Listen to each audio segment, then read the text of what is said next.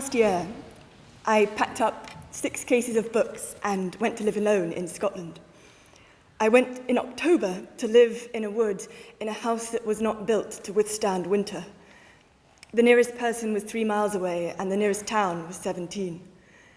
What kept me company was the weather, and the birds, and the mountains which dropped straight down into the loch. It was cold, relentlessly, but it was proof incontrovertible that the beauty of the world is itself a form of company. I went believing I was being practical. I had a contract to write a novel and thought it might be easier and swifter and cleaner to write it alone. I chose so remote and so unpopulated a place because I have always lived in cities and know only the beauty that cities offer. I want to teach myself that these wild places do exist, because to go without days remembering that there is an ocean and there is weather is surely to have misunderstood. Henry Thoreau wrote that he went to the woods to see if he could learn what it had to teach. I write that sentence on the back of my hand, where I keep shopping lists and phone numbers and library references, important things that I should remember. I do know that 20 years from now I will think, how naive. That's why I'm going now, before I'm too old and too wise. I'm still young enough to take a running leap at a possible hope. Nobody envies me. It's the first thing everybody says, rather you than me. I buy shoes that can withstand hills and rain. I am so glad I did. I could not have imagined beforehand so much rain. The house is deep inside a shooting estate 2 hours north of Glasgow, and it takes a ferry to get there. I sit on the faux leather of its benches, which are the colour of amphibians, and feel edgy with hope.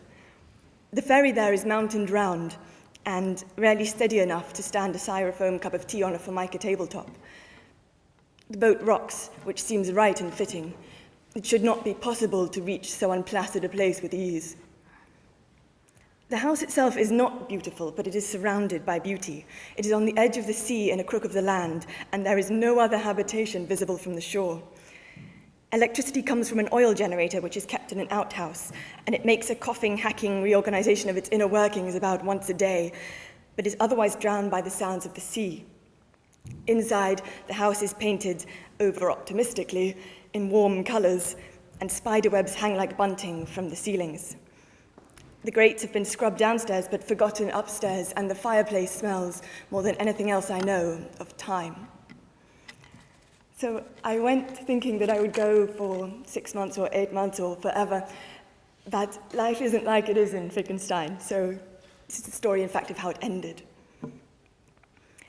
After about 5 months, the snow comes. The wind becomes apocalyptic in tone, and the next morning the hills are white, and the sky is silver, and the sea is black. A tap in the house is kept running 3 or 4 months of the year to keep the water from freezing in the pipes. This cold, though, is too formidable, and the next morning there is no water. I eat snow off the trees.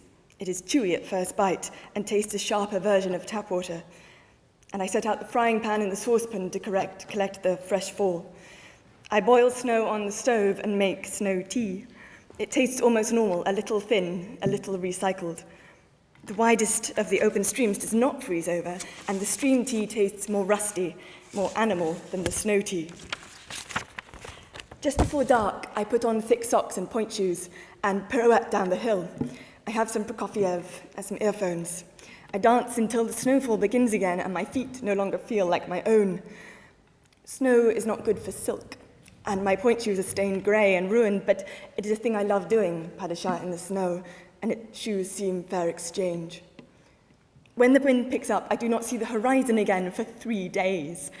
There are times when I cannot see the sea 10 feet from my door, though I can always hear it. It is impossible, faced with such cold and such wind, not to feel very breakable.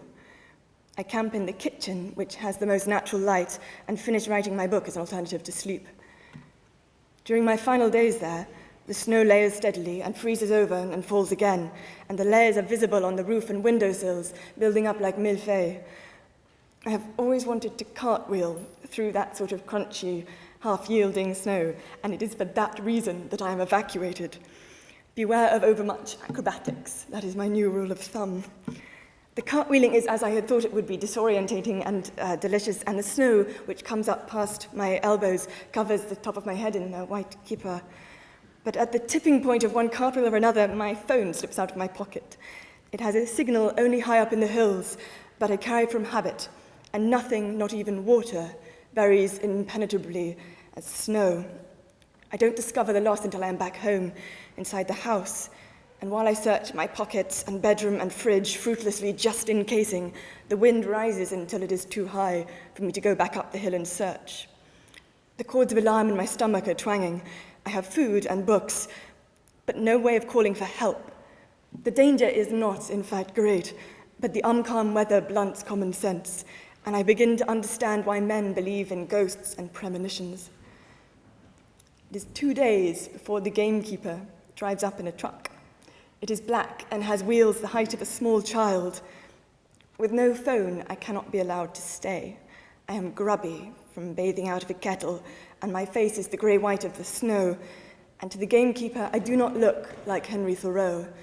I look like a child.